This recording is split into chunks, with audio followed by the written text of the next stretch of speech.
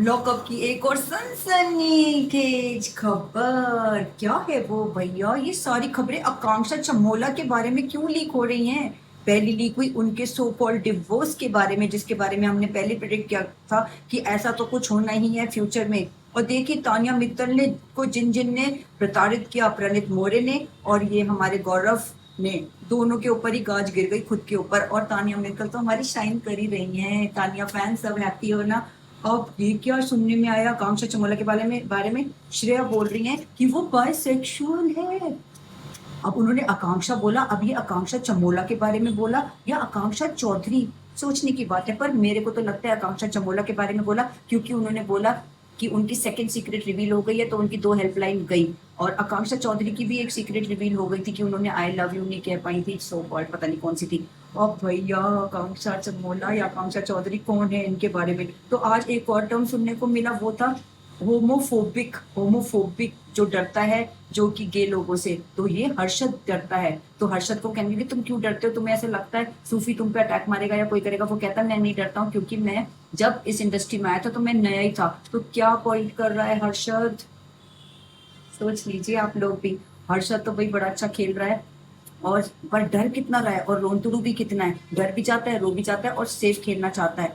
अब आज हुआ नॉमिनेशन, जिसमें नॉमिनेट हुए हैं रियाज अली, क्योंकि वो तो दिखाई नहीं दे रहे, क्योंकि उनको कोई स्क्रिप्ट जो नहीं दी गई है। माधुरी हुई हैं, श्रेया हुई हैं और सूफी हुए हैं। और इन सब ने स्पाइनलेस बुलाया था हर्षद को और आकांक्षा चमोला को, जब उन्होंने वो जो बुलेट मारने वाला टास्क हुआ था ना, जिसमें सभी नॉम कोई सेफ नहीं हो पाया था, उसमें स्पाइनलेस बस इन लोगों ने, स्पाइनलेस पैम ने भी बोला था इसको बचा लिया, तो इसने, इन लोग ने बोला भी हमने तुम्हें बचा दिया है, और हर्षद ने बचा लिया है योगेश को और आकांक्षा चौधरी को। अब इस चक्कर में श्रेया तो बहुत नाराज हो गई है इन लोग से कि मैं तुम्हारी फ्रेंड थी, तब भी तुमने मेरे को नॉमिनेट कर दिया, और इन्हें छेड़ रही है और वो उकस रही है, क्योंकि उसने बोल दिया श्रेया ने कि तुम इनकी चाट चाट के सेफ हो गई हो, तो कह रही अगर वो मेरे से लड़ेगी तो मैं लड़ूंगी। पर हर्षद ने कहा नहीं, मैंने तुम दोनों को सेफ किया, तो मैं तुमसे रिक्वेस्ट कर रहा हूँ, तुम इस चीज का मुद्दा नहीं हटाओगे, इसको बिल्कुल अलग रखने वाले हो। और भाई हमारी सुनीता तो बहुत शाइन कर रही है, वो तो एक माते बन गई है सबके लिए, अपने सीक्रेट बेधड़क लीक कर देती है। गोविंदा के बारे में कुछ भी अनाप शनाप बोल देती है, वो सच है, लग तो सच रहा है जिस वे में वो बोलती है। फिर उन्होंने ये भी बता दिया, करिश्मा, वो जो है, क्या नाम है उसकी वाइफ जो है, कृष्णा, उसकी वाइफ ने मेरे से सॉरी बोल दिया है, तो मैं इतने साल बाद उनके बच्चों को 9 साल बाद मिली। वो सब कुछ बोल देती है, सामने कुछ भी छुपाती नहीं है, तो बहुत अच्छी लग रही है, गेम में दिख भी रही है। वहीं श्रेया तो बहुत बहुत ही दिख रही है, वो सबके साथ बैठती है। सूफी तो बेफालतू इतने टिमिड से बन जाता है कि हाय मेरे को लैला ने ये बोल दिया, नाराज होकर बैठ के टस में बहाने लग जाते हैं। पर भैया अब मत करो इतना सूफी, तुम बहुत ज्यादा रोंतड़ू बन के बैठ गए हो। उधर माधुरी को देखो, एक एरोगेंट लेडी की तरह घूम रही है। अब तक तो सबने सुना था कि लोग टीवी में शो करके फिर फेमस होते हैं, पर ये तो फेमस होके ही आई है टीवी के अंदर। इसका मतलब आजकल टीवी में आना बहुत ही जरूरी है। मुझे भी बहुत जल्दी आना है टीवी में भैया, कौन मुझे बुलाने वाला है, मैं जस्ट वेट कर रही हूँ कोई शो मुझे मिले।